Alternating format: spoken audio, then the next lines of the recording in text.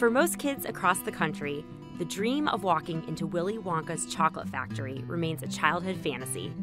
But for the kids of South Bend, it's more than a fantasy. It's a brisk trip downtown to the world's largest chocolate store. Over 10,000 square feet of pure delight, founded by chocolate maker Mark Tarner. My dad was a chocolate maker, and so I grew up, and the time I was about 10 is the first time I went in and made chocolate. And I was just a natural at working for my father. He had a position available, and I started the company at 29, but since I grew up in the business, I had almost a lifetime of experience with my father. A lot of the recipes are still his, not all of them. He was an incredible fudge maker, and no one had done a licensed chocolate before. And I started 3 items, the Domer, the Rockney, and Nuts for ND, and we still make it. And that was kind of the kernel of the idea. I was doing things a little bit differently, and we're still doing that. Today, the company is the fastest growing chocolate company in the country. At the South Bend factory, employees work around the clock producing over 500 different candy products and an average of over 10,000 pounds of chocolate a day. We make probably one of the widest range of products in the industry today. We make everything from double-dip peanuts and malted milk balls to turtles, caramels, toffee.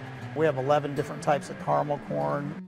We roast probably 40 to 50 different types of coffees. We're likely the largest roaster in the state of Indiana in coffee, and it's not even what we do. Everything begins with the first step, and I was a manufacturer, but I needed to build a brand. So I like to control as much of the manufacturing process as humanly possible. I took chocolate and put it in a vertical bag. It may sound like a small thing, but when I started 20 years ago, no one did it. And I told all my fellow Hoosiers that I'm Indiana's chocolate company. Like all business people, you either play the hand you're dealt, or you decide that you're going to make up the rules of the game yourself. And so I started doing things differently. I combined the old candy store that had been around for 150 years wasn't good enough for me. I added food, wine, coffee. It's likely the world's largest chocolate shop. It's not really a chocolate shop. There's so many bells and whistles to it, but it's 10,000 square feet. And I don't think there's another one even close. For Mark, the company has given him the opportunity to spread his community's goodwill across the country, not just in name, but also in locally sourced ingredients. Sometimes, because we live in the Rust Belt, Hoosiers have a tendency to discount the great things that we produce. I'm very proud of where I'm from, and we concentrate on buying good ingredients, buying the best chocolate.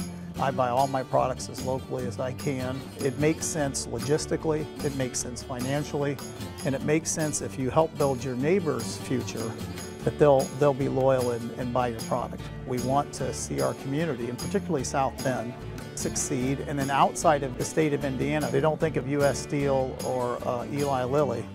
They think of this company that's named South Bend that's in Indiana, because it allows us to extend our community nationwide. I think we're probably ahead of the curve on that one too. Hopefully we stay ahead of the curve.